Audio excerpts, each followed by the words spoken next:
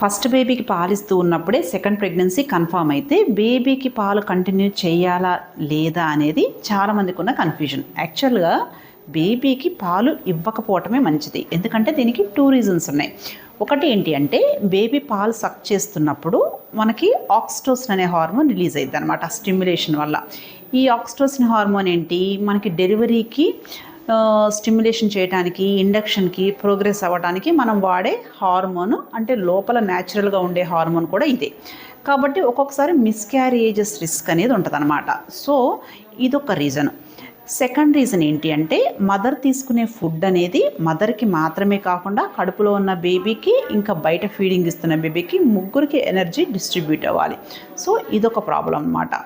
కాబట్టి మీకు పాలిస్తున్నప్పుడే second pregnancy confirm అయితే ఫస్ట్ బేబీకి ఫీడింగ్ ఇవ్వటం అనేది వీలైనంత త్వరగా ఆపేసేయండి. ఈ ప్రాబ్లం రాకుండా ఉండాలి అంటే 2 ప్రెగ్నెన్సీల మధ్య ప్రాపర్గా గ్యాప్ ఉండేటట్టు చూసుకోండి. ఓకేనా? Thank you.